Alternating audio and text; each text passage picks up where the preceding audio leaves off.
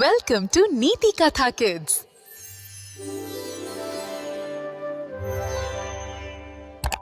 आर्या तिच्या आईवडिलांच्या फोनशिवाय कधीही नसते. तिचा फोन बंद पडला की ती कंटाळते. आता मी काय करू, सगळं किती नीरस आहे, असे ती जोरजोराने पुकटुकते. तिच्या चेहऱ्यावर नाराजी स्पष्ट दिसत होती आणि तिच्या हातात फोन नसल्यामुळे ती अस्वस्थ वाटत होती. एक दिवशी तिचे आईवडील जुने फोटो अल्बम घेऊन आले.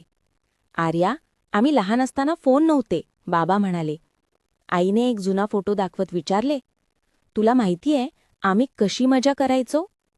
आर्याला उत्सुकता वाटली, पण मनात शंका होती. फोनशिवाय मजा कशी? आर्याने दुर्लक्ष केले आणि रिमोट शोधायला लागली. टीव्ही लावला, पण तिला काहीच बघायला मिळालं नाही. अजूनच कंटाळा आला. तिने खेळण्यांकडे पाहिले, पण तिला त्यातही काही उत्साह वाटला नाही. एक प्रकारची निराशा तिच्या मनात घर करून बसली. तिने एक लाकडी खेळणी पाहिली आणि तिला आठवलं की आई म्हणाली होती की ते खेळणी लहानपणी तिला खूप आवडत होती. तिने ते घेऊन खेळण्याचा प्रयत्न केला, पण तिला त्यात मजा आली नाही.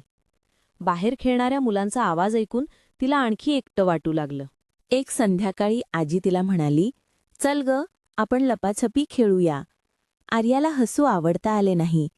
किती जुनाट खेळे, तिला वाटले, पण सगळ्यांनी तिचा हात पकडून तिला बाहेर ओढले. तिला संकोच वाटला, पण दुसरीकडे कंटाळ्याने ती त्रासली होती. आर्याने इतर मुलांना खेळताना पाहिले. ते किती आनंदाने धावत होते, लपत होते. त्यांच्या चेहऱ्यावरचे हास्य पाहून तिला काहीतरी जाणवले. तिला आठवले, आई नेहमी म्हणायची, आम्ही स्वतःच आमचा आनंद शोधायचो. तिला समजले, जादू खेळात नाही तर एकत्र खेळण्यात आणि कल्पनाशक्तीत आहे.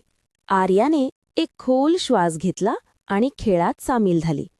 ती पहिल्यांदा लपली, नंतर तिने इतरांना शोधले. तिने अडखळले, पडली, पण प्रत्येक वेळी ती हसली. तिच्या नवीन मित्रांनी तिला धीर दिला आणि नियम समजावले. तिला खूप छान वाटले. संध्याकाळ झाली, पण आर्याला तिच्या फोनची आठवणही आली नाही. तिने दिवसभर खेळण्यात घालवला होता आणि तिला खूप आनंद झाला होता. तिला कळले की आनंद शोधण्यासाठी गॅजेट्सची गरज नाही, फक्त मन आणि मित्र हवे आहेत. प्रत्येक पिढीची स्वतःची एक जादू असते. Like, share and subscribe for more stories.